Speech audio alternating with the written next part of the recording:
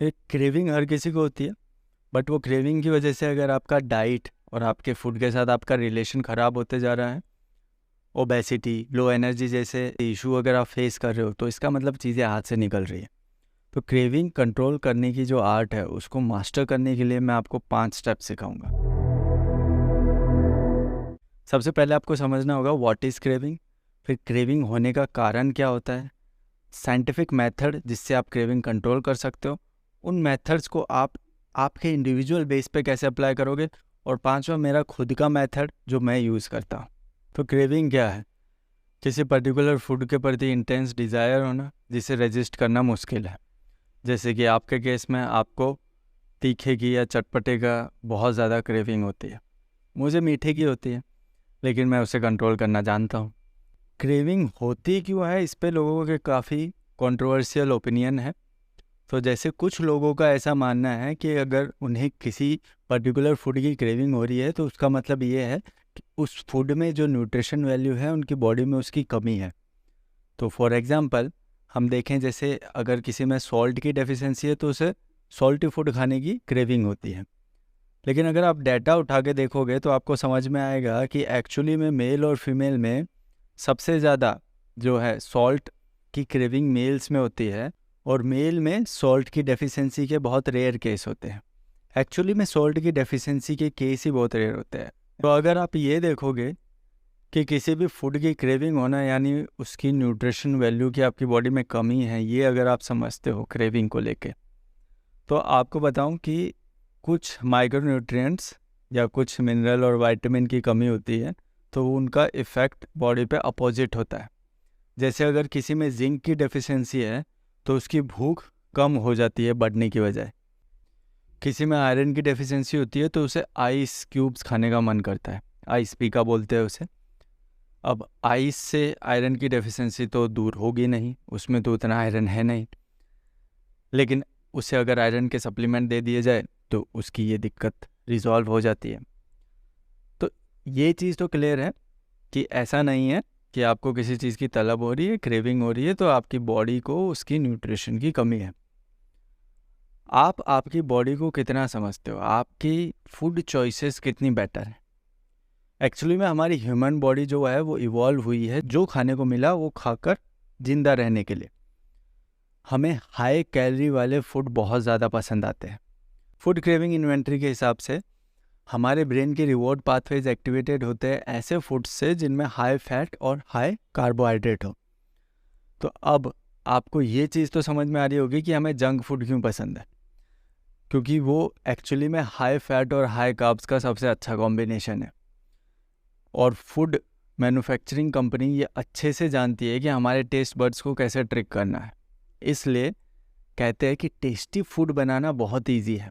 Chocolate chips लो, chocolate लो, sugary products लो, high fat वाला oil वगैरह सब चीज़ें लो, कार्बोहाइड्रेट लो, मिक्स करो, वाला आपका फेवरेट डिश तैयार है जो आपके टेस्ट बड्स को रिवॉर्ड फील करवाएगी।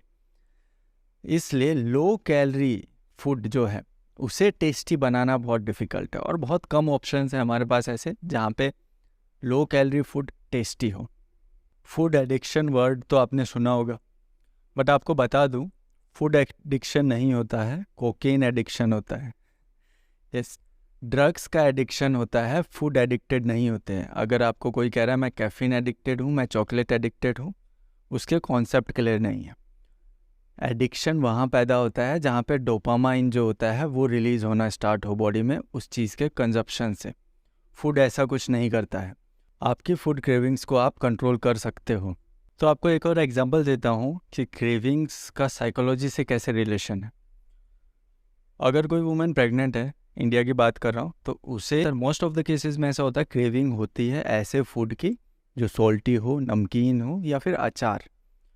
वहीं पे अगर आप देखोगे यूएस साइड में प्रेग्नेंट वुमेन जो है उसे क्रेविंग होती है मीठे की या चॉकलेट की। आप इजिप्ट में जाओगे, उन लोगों ने ऐसी क्रेविंग के बारे में सुना भी नहीं है कि किसी को प्रेगनेंसी में चॉकलेट की क्रेविंग हो। देन आप नाइजीरिया जाओगे तो वहाँ पे अगर कोई औरत प्रेग्नेंट है तो उसे क्रेविंग होती है फ्रूट्स की, वेजिटेबल्स की। जापान जाओगे तो वहाँ पे राइस की क्रेविंग होती है प्रेग्नेंट वुमेन को। अगर आप तंजानिया जाओगे तो वहाँ पे फ़िश, मीट, वेजिटेबल, फ्रूट्स इनकी क्रेविंग होती है, उन्हें लगता है ये उनके लिए हेल्दी भी है। अब ये सब चीज़ों को अगर आप देखोगे तो आपको समझ में आएगा कि जो क्रेविंग हो रही है वो एक्चुअली में कल्चर से ड्रिवन है, ना कि आपकी बॉडी के हार्मोनल लेवल से। यानी कि आपकी बॉडी के उनकी ज़रूरत नहीं है, लेकिन कल्चर वाइज वो हमेशा से चलते आ रहा है, इसलिए उसे एक्सेप्ट कर लिया है। और प्रेगनेंसी में अगर वेट भी पुट ऑन होता है तो उसे भी एक्सेप्ट कर लिया है। अब वो बात अलग है कि मेडिकली किसको ज़रूरत है किसको नहीं, लेकिन एक्चुअली में बॉडी को उसकी ज़रूरत नहीं है। 83% ऐसी लैंग्वेजेस वर्ल्ड में हैं जहाँ पे क्रेविंग वर्ड एग्जिस्ट भी नहीं करता है। हिंदी में भी क्रेविंग वर्ड का एग्जैक्ट कोई मीनिंग नहीं है। तलब है, तलब एडिक्शन से रिलेटेड है बट क्रेविंग से नहीं। तो क्रेविंग का रिलेशन है हंगर से। अगर आप भूखे हो तो आपको क्रेविंग होगी। आप गली से गुजर रहे हो, आप खाली पेट हो, आपको स्मेल आएगी तो आपको उसकी क्रेविंग होगी, आपको खाने का मन करेगा। तो क्रेविंग एक्चुअली क्या है? हंगर है, भूख है।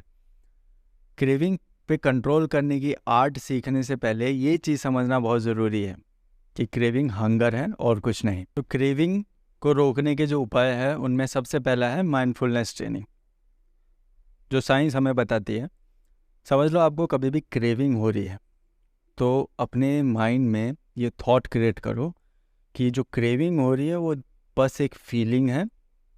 आप आपका खाना खा चुके हो, अब आपको उस फूड की ज़रूरत नहीं है, आपकी बॉडी को उसकी नीड नहीं है। तो फीलिंग आई है, चली जाएगी, और ज़्यादा सोचो मत उसके बारे में, जस्ट मूव ऑन। आपका जो भी काम कर रहे हो वो करने लग जाओ, जो भी वर्क कर रहे हो उस पर फोकस करो। सेकंड है कॉग्निटिव बिहेवियर थेरेपी। तो इसमें क्या होता है, अगर आपको किसी पर्टिकुलर फूड की क्रेविंग हो रही है तो आप उसका स्ट्रॉन्ग अल्टरनेटिव जो है उसके बारे में सोचते हो। जैसे समझ लो लंच से पहले आप कहीं से गुजर रहे हो और आपको जैसे समोसे या कचौड़ी की क्रेविंग होती है, तो आपको उसकी स्मेल आती है और समोसे कचौड़ी की क्रेविंग होने लग जाती है। तो उस समय आप क्या करोगे, आप उसका अल्टरनेटिव जो आपका लंच है जिसके अंदर सब्जी, रोटी, दाल, चावल आप खाने वाले हो, उसके बारे में सोचोगे।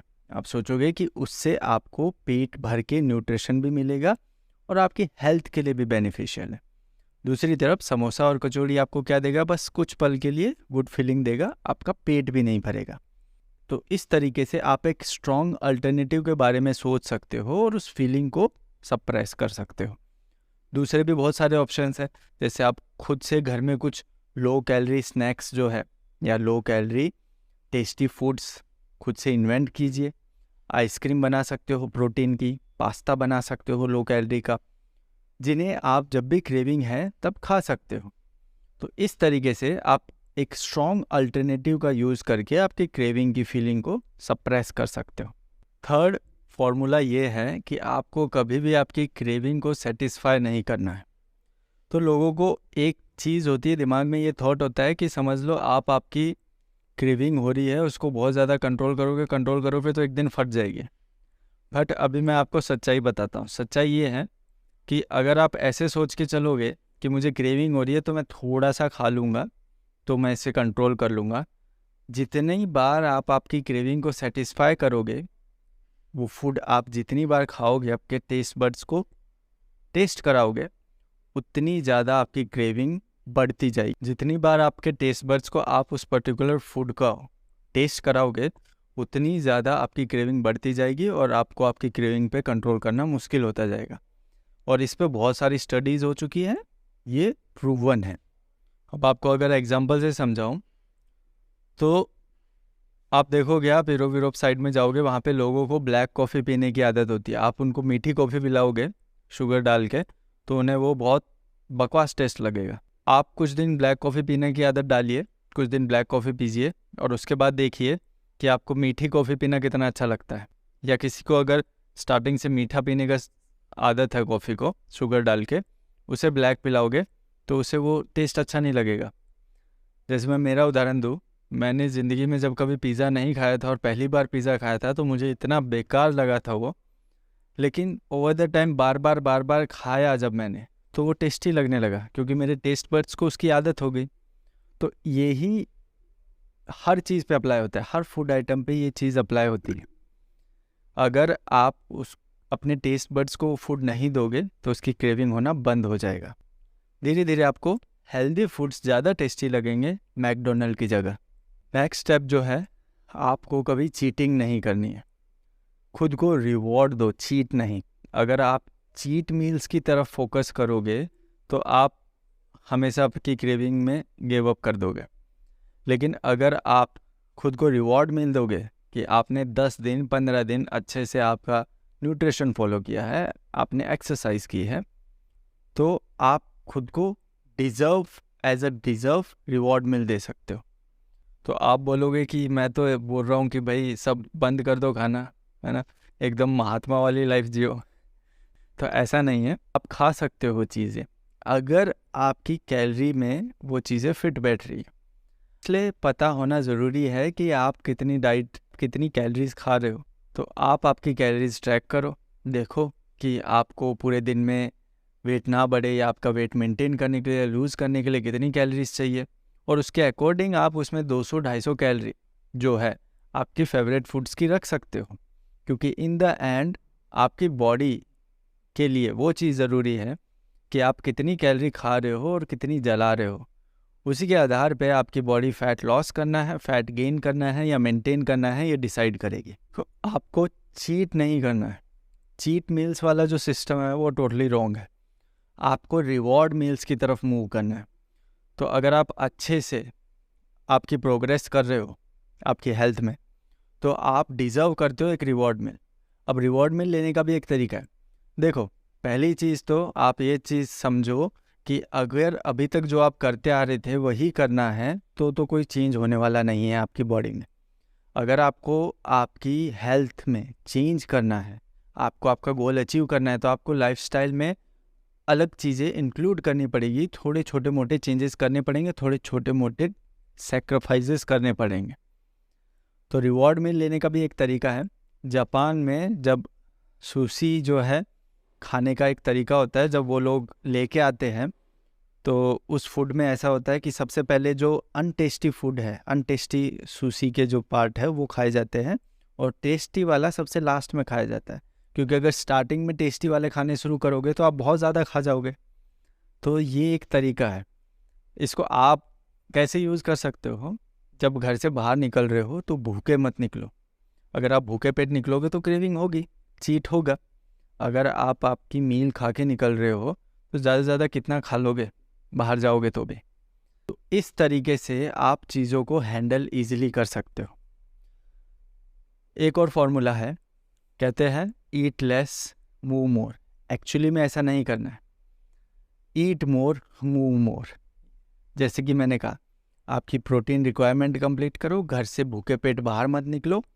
बाहर भूखे हो तो पहले ये सोचो कि घर पे जाके मील लूँगा, उसके बाद जो क्रेविंग है उसके बारे में सोचेंगे।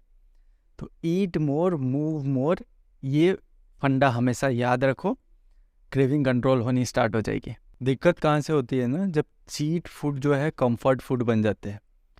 बचपन से उनके पेरेंट्स बच्चों को बचपन में खुश करने के लिए एज ए रिवॉर्ड कैंडी देते हैं, चॉकलेट देते हैं, और वहीं से स्टार्ट हो जाता है क्रेविंग का सिलसिला। अगर आप आपके टेस्ट बड्स को किसी चीज़ का टेस्ट ही नहीं कराओगे तो आपको उसकी क्रेविंग कैसे होगी?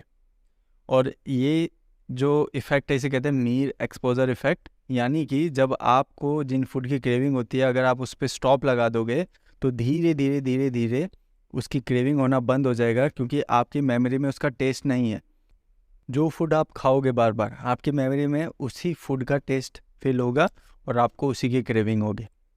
लाइफस्टाइल में ये चेंजेस करके आप आपकी क्रेविंग्स को कंट्रोल कर सकते हो, और लाइफस्टाइल में ये चेंजेस करके, ये छोटे मोटे सेक्रीफाइसेस करके अगर आपको आपकी हेल्थ के इतने बड़े बेनिफिट्स मिल रहे हैं तो मुझे लगता है कि ये छोटे मोटे सेक्रीफाइसेस कुछ मायने नहीं रखते। तो हमारी लाइफस्टाइल एक्चुअली में बहुत टॉक्सिक हो चुकी है, क्योंकि हमारे पास ऑप्शंस बहुत है, वैरायटी बहुत है।